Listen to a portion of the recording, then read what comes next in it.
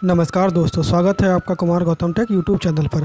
आज के इस वीडियो में हम जानेंगे कि भारतीय रेलवे में कितने प्रकार के कोटा के अंतर्गत टिकट जारी किए जाते हैं और यह कोटा आपको कब और कैसे मिलता है। तो दोस्तों, वीडियो को पूरा देखने के लिए बने रहिए Kumar Gautam take YouTube channel पर।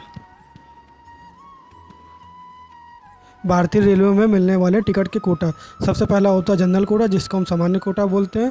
उसके बाद हमारा आता है तत्काल कोटा, इसके बाद आता है प्रीमियम तत्काल कोटा, चौथा आता है हमारा लोअर बर्थ कोटा, पाँचवा हमारा आता है लेडीज़ कोटा और 6 नंबर पर हमारा आता है दिव्यांगन कोटा।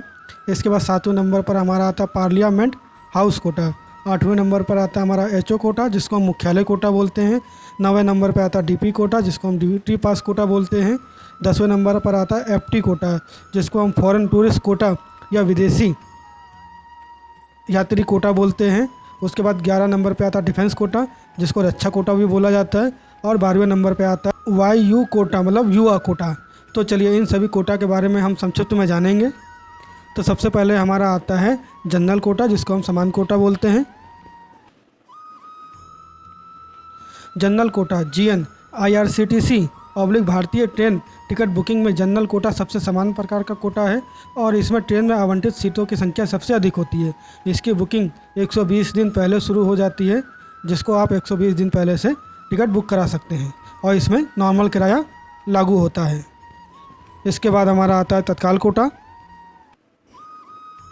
तत्काल कोटा में रिजर्वेशन टिकट की मांग पूरे भारतवर्ष में बहुत है। तत्काल टिकट ट्रेन के प्रारंभिक स्टेशन से छूटने से एक दिन पहले एसी क्लास का समय 10 बजे और स्लीपर क्लास का 11 बजे तत्काल कोटा में सीट खाली होने तक मिलता है और इसके बाद तत्काल की वेटिंग भी मिलती है, जो बहुत ही कम कंफर्म होती है और इसमें सामान्य किराए से अधिक लगता है। अब इसके बाद हमारा आता है प्रीमियम तत्काल कोटा। चलिए देखते हैं प्रीमियम तत्काल कोटा किसको बोलते हैं। प्रीमियम तत्काल कोटा वह कोटा होता है जिसमें प्रीमियम तत्काल में तत्काल कोटा के सारे नियम लागू रहते हैं, लेकिन इसमें रेलवे ने अलग से कुछ ट्रेन में कुछ सीटों का प्रावधान कर रखा है, जिसको हम बोल सकते हैं कि प्रीमियम कोटा में रिजर्व कर रखा है, जिसमें टिकट बुक कराने पर तत्काल में लगने वाले किराए से भी ज़्यादा फ्लेक्सी के रूप में किराया लगता है। इसका मतलब यह है कि जैसे जैसे प्रीमियम कोटा में सीटें कम होती जाएंगी, आपका किराया जो है टिकट का बढ़ता चला जाएगा। चलिए इसके बाद देखते हैं अगला कोटा हमारा कौन सा है। अगला कोटा हमारा आता है लोअर बर्थ कोटा या senior citizen quota. Lower berth या फिर सीनियर सिटीजन कोटा वह कोटा होता है जिसके अंतर्गत 45 वर्ष की महिलाओं और 60 वर्ष से अधिक पुरुषों के लिए ट्रेन में नीचे की सीट का प्रावधान रेल ने कर रखा है। इसमें स्लीपर क्लास में प्रत्येक कोच में 6 सीटों का प्रावधान रहता है और एसी क्लास में 4 सीटों का प्रावधान रहता है। यह कोटा 45 वर्ष से अधिक महिलाओं को या 60 वर्ष से अधिक पुरुषों को उनकी उम्र डालने के अनुसार ऑटोमेटिक अपने आप मिल जाता है, अगर कोटे में सीटें खाली बची होंगी। और अगर कोटे में सीटें खाली नहीं बची होंगी तो फिर उन पर भी जनरल कोटा लागू होगा। अब चलिए अगला कोटा देखते हैं। अब इसके बाद हमारा आता है लेडीज़ कोटा। लेडीज़ कोटा के अंतर्गत रेल में यात्रा कर रही प्रेग्नेंट महिला या फिर अकेली महिला यात्री को इस कोटे में सीट उपलब्ध कराई जाती है, जिसमें ट्रेन में लेडीज़ कोटे में स्लीपर क्लास में 6 सीट और एसी क्लास में भी 6 सीट रिजर्व होती है। इन सीटों के अलाट होने के बाद इस पर भी समान कोटा लागू होता है। अगला कोटा हम देखते हैं। इसके बाद हमारा आता है दिव्यांग कोटा, जिसको हम हैंडीकैप कोटा भी बोलते हैं। दिव्यांग कोटा में दिव्यांग यात्रियों को प्राथमिकता दी जाती है। यात्रा के दौरान प्रत्येक व्यक्ति के पास उपयोग के लिए 2 बर्थ होती हैं। विकलांग यात्री निचली बर्थ पर सोएगा, जबकि एस्कॉर्ट मध्य बर्थ पर सोएगा। इस कोटा के अंतर्गत ट्रेन में स्लीपर में 4 सीट और एसी क्लास में 2 सीट रहती है। यह कोटा प्राप्त करने के लिए अगर कोई यात्री विकलांग है तो उसको अपना रेल का रियायत प्रमाण पत्र रेलवे विंडो पर लेकर जाना पड़ेगा और एक उसकी फ़ोटोकॉपी जमा करके इस कोटे के अंतर्गत सीट की मांग कर सकता है, जिसके फलस्वरूप अगर सीट खाली होगी तो इस कोटे में आपको सीट उपलब्ध कराई जाती है। अब इसके बाद देखते हैं हमारा अगला कोटा कौन सा है। अब इसके बाद हमारा कोटा आता है पीएच कोटा, जिसको हम पार्लियामेंट हाउस कोटा बोलते हैं। इस कोटा के अंतर्गत संसद भवन कोटा एचओ कोटा के समान है, क्योंकि वह संसद सदस्यों और राज्य केंद्र मंत्रियों, न्यायाधीशों आदि के लिए आरक्षित है। यह सीटों की आरक्षित संख्या है जिसका उपयोग शीर्ष स्तर के सरकारी कर्मचारी अपनी सबसे महत्वपूर्ण यात्रा आवश्यकताओं के लिए कर सकते हैं। इसका मतलब यह है कि पार्लियामेंट के सांसद हो गए, जज हो गए या और भी जो है वीआईपी इस कोटा के अंतर्गत अपनी सीट की मांग कर सकते हैं, जो रेलवे के डिवीज़न मुख्यालय से उनको उपलब्ध कराई जाती है। चलिए इसके बाद हम देखते हैं कौन सा कोटा है हमारा।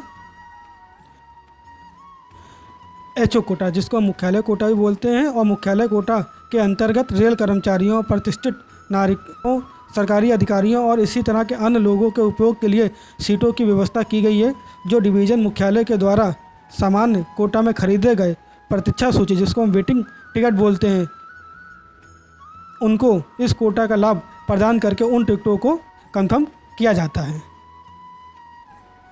अब अगला कोटा क्या है ये भी देख लेते हैं। अब इसके बाद हमारा आता है डीपी कोटा, जिसको हम ड्यूटी पास कोटा बोलते हैं। ड्यूटी पास कोटा वह होता है जिसमें रेल कर्मचारियों को अपनी ड्यूटी के लिए एक स्टेशन या एक स्थान दूसरे स्थान या स्टेशन तक जाना पड़ता है, और उनका टिकट अगर वेटिंग में है तो वह वेटिंग टिकट को अपने मुख्यालय या डिवीज़न को नोट कराकर डीपी कोटा के अंतर्गत सीट कंफर्म करा सकते हैं। इसके बाद हमारा आता है FT quota, foreign tourist quota, जिसको हम विदेशी कोटा बोलते हैं या विदेशी पर्यटक कोटा बोलते हैं। यह कोटा विभिन्न श्रेणियों की लगभग सभी ट्रेनों में वैध वीज़ा रखने वाले विदेशी पर्यटकों और एनआरआई के लिए कम संख्या में सीटें आरक्षित हैं। इन सीटों का किराया रेलवे के बेस किराए से 1.5 गुना ज़्यादा है, और इस कोटे के अंतर्गत रजिस्ट्रेशन करने और मोबाइल नंबर अपडेट करने का 200 रुपये प्लस जीएसटी अलग से लगता है। इसके बाद हमारा आता है डिफेंस कोटा, जिसको हम रक्षा कोटा बोलते हैं। भारतीय रेलवे का यह कोटा रक्षा अधिकारियों के लिए है, और वे इसका लाभ उठाने के लिए अपने आईडी कार्ड का उपयोग कर सकते हैं। अधिकांश डिफेंस कोटा टिकटों का उपयोग स्थानांतरण, घर जाने और अनुपस्थिति की छुट्टियों के बाद सक्रिय ड्यूटी पर लौटने पर किया जाता है। और सबसे आखिर में आता है हमारा युवा कोटा। यह युवा कोटा वह कोटा होता है जिसमें 18 से 45 वर्ष के आयु के यात्री जो राष्ट्रीय ग्रामीण रोजगार गारंटी अधिनियम नरेगा के तहत बेरोजगार के रूप में प्रमाणित हैं। युवा कोटा के लिए वह पात्र हैं। भारतीय रेल से यह छूट प्राप्त करने के लिए आपको खरीदारी के समय नरेगा प्रमाण पत्र प्रस्तुत करना होगा। खरीदारी मतलब टिकट बुक करते समय आपको अपना नरेगा सर्टिफिकेट लगाना होता है। युवा ट्रेनें इस जनसांख्यिकीय के लिए अपनी क्षमता का 10% अलग रखती हैं। जैसे भारतीय रेल में युवा ट्रेनें भी चलती हैं, तो उन ट्रेनों में इस कोटा के अंतर्गत 10% सीटें अलग से रिजर्व रहती हैं युवा कोटा के लिए। तो दोस्तों यह था भारतीय रेलवे में मिलने वाले रिजर्वेशन के अंतर्गत विभिन्न प्रकार के कोटा, जिनको हमने संक्षिप्त रूप से जाना। तो दोस्तों अगर यह वीडियो आपको पसंद आया हो तो प्लीज़ चैनल को सब्सक्राइब करें, वीडियो को लाइक और शेयर करके चैनल को सपोर्ट करें। यह वीडियो देखने के लिए आपको बहुत बहुत धन्यवाद।